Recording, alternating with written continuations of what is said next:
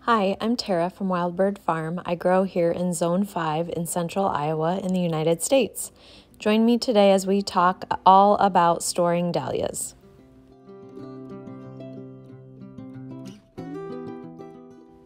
Unfortunately, I lost the footage when I dug my dahlias, but you can use a spade or a pitchfork. You just want to make sure you're leaving plenty of room so you're not damaging the tubers as you're digging them out. And then let's get started from there.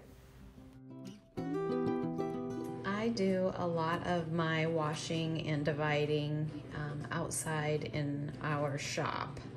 But I have a couple smaller clumps that I dug up that I thought I'd bring in here. One is jitterbug. I got that from Swan Island. Didn't produce a bunch of tubers, but there are a couple that I will attempt to save for next year.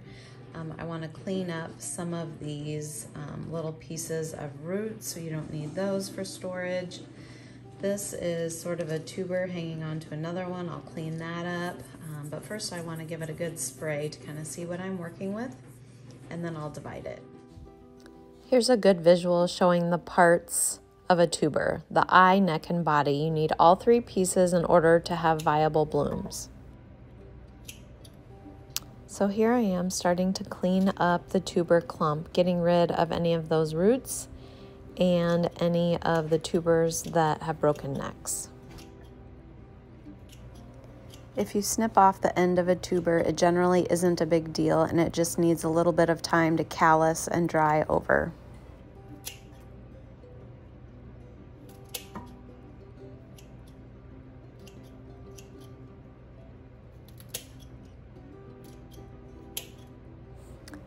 I'm pointing at the mother tuber or the original tuber that you planted, and generally those are tired and not going to reproduce very well next year.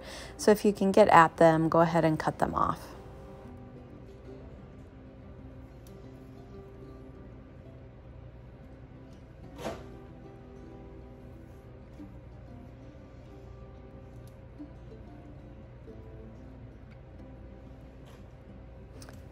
You definitely don't need to wash your tubers. Doing so helps you see the eyes though, and if you're planning to split them, that's generally helpful, and you won't be as likely to introduce bacteria into those cuts that you're making.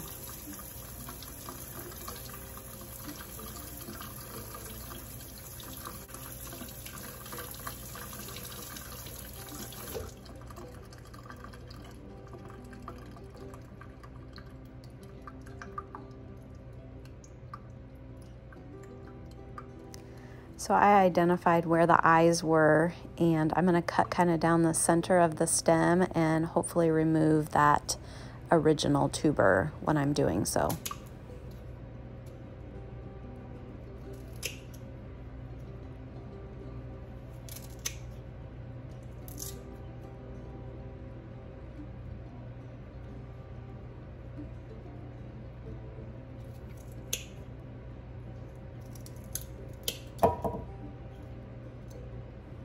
You don't really need to keep any of the stem, and that can actually rot in storage. So try to get rid of as much of that as you can.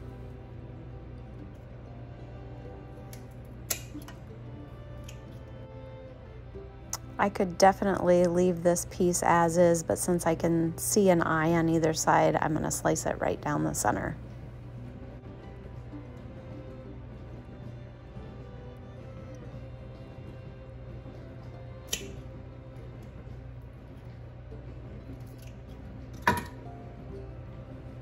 So after all of that, I'm left with these three pieces, and if they all survive in the spring, I might be able to cut that one on the far right in half too, depending on where the eyes show up. Now I'm going to leave them here on my counter to let the ends callus over a bit. So I dug up the Ivanetti. I think I had 6 or 7 actual plants, and we're going to get these cleaned up. And I also just want to show you, I do keep my vermiculite and wood shavings from year to year, just in either cardboard or paper bags. As long as it stays dry. I've used it for a couple years, so that seems to work. I'll try to do this one-handed because I don't have a good way to put my tripod up out here. But what we're trying to do with each of these is just to get rid of some of this excess soil. And then we also want to go around and trim off all of the roots or any tubers that are hooked to another tuber that obviously don't have an eye. And then usually the original tuber, the mother tuber as it's called, isn't going to produce very well next year. So if you can get at that to cut it out, especially if it looks like it has some damage, you want to do that. Sorry, doing this one-handed, it's kind of tricky. So I'm going to finish this up and go through the rest in my crate. I did want to mention, so once you kind of have this cleaned up the way you want it, I have a little bit more cleanup to do. The new cuts that you've done as you've been cleaning up, we want these to kind of callus and harden over. So right after you cut them, they feel wet, and I just leave them sitting out for a couple hours until those areas are dry to the touch. And then that's when we'll come back and we'll bag them up. So since I'm gonna pack this in vermiculite or wood shavings, I'm not gonna rinse it off. I found that they store better with a little bit of dirt on them. You can see that some of the dirt, I think it helps kind of hold in the moisture. We tend to have a drier winter where I'm storing them. So this will just get packed, completely surrounded and labeled well in that vermiculite to overwinter. I like to write the variety name both on the paper bag, and then I also put a label inside.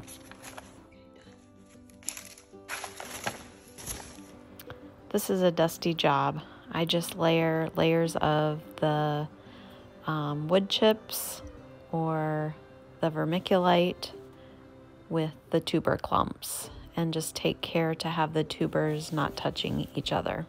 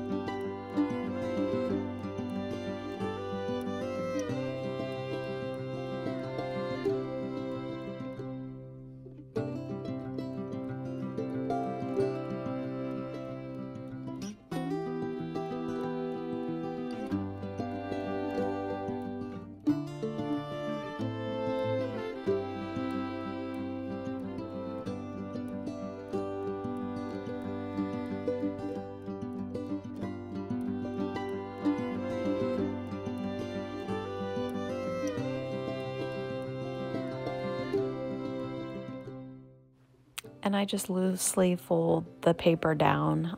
We'll be checking on these throughout the season and possibly spritzing with water if they're dry, or leaving them open to dry out a bit if it feels too moist in the paper bag. Depending on your climate and how humid it is where you're storing the tubers, you may want to leave the lid slightly ajar. Okay, these have been drying for almost 3 hours, a little bit less than that. They are pretty dry to the touch, especially the cut on the bottom, completely dry. I used to wait a lot longer. I used to wait overnight and sometimes 2 days, and the tubers would just get squishy. And while some of them were viable the next spring when I was ready to plant them, these firm tubers are really preferable. And then in addition to the jitterbug that we cut together, I had several big clumps of Ivanetti, and a couple of these fell off. I think there's an eye on each of these, so I decided to try and keep them. And since they're just separate pieces, I thought I would use the saran wrap method for these. Okay, so this is another method you can use besides storing them in vermiculite or the wood shavings. And I'm gonna have trouble with this, so give me a second and I'll be right back. Okay, we're getting to the end here of my roll, so it's not wanting to roll out very well anymore. But all you do is you can wrap several tubers together. Now I don't have very many, but I've wrapped up to 5 or 6 at the same time. And you just take it, and I try and make sure all sides are covered, and you just kind of roll them up. And I do a couple of rolls before adding the next one. And then a couple more rolls, and just seal the end. And for simplicity's sake, I'm just gonna put this tag like this in a little sandwich bag. But if you're trying to stay away from plastic waste, a lot of times what I do is I just get some painter's tape and write Ivanetti on here or tape on the tag. Another way you can store your dahlias, especially if you only have a couple of the same variety, or maybe you don't care if you keep them separated to have the tags with each of them, is just to put a little bit of vermiculite or wood shavings in here and then layer the dahlias. And as I mentioned before, mine, this is the second and maybe third year for some of this vermiculite, and you can see it has some shavings in it. Things have gotten mixed together. This is pretty dry. If your tubers are at all soft or wilting, I would spray this lightly with water. Since I just freshly cut these this morning, I'm gonna pack them in this now dry. But throughout the winter, we will check on these, and if needed, you can spritz a little bit of water on the medium. Definitely don't want to do it on the tubers, but just to keep some moisture and humidity. You want the humidity pretty high when you're storing dahlias. It's kind of like a puzzle to get them to fit in here, but without touching. And then another layer of vermiculite for the shavings. I have some shoebox sized plasticware. I've been using it for several years. I got it from the Dollar Tree. And so they're a little bit longer and bigger, and those work really well when you have several tubers that you cut up. So I have that full of, I just did the chewy dahlia. I have a whole shoebox full of single tubers for that. So you want to completely cover it. I can feel that one a little bit. I'm going to add a little bit more. And then depending on how you want to label it, I think it's easiest just to put the label right on top. And you don't want to seal this up, or I wouldn't recommend at least sealing it up with tape or anything, just because we will need to get in here a few times this winter and dig through and check on them. One trick I do, if I have some iffy tubers that I'm not sure about, I put them at the top so they're easier to check on throughout the season. So this is ready to go into our long-term storage. I put both the paper bags and plastic like this in big tubs, and generally they stay out in our garage, which stays about 40-ish degrees. Right now it's a little warmer and it will get colder throughout the season. If we have a polar blast, sometimes I do have to bring those tubs back into our mudroom for a day or two until the garage temperature heats up, because you definitely do not want your tubers to freeze. So hopefully this is helpful. I hope you learned something today and will try saving your dahlia tubers for next season. Check back as we check in on our tubers this winter.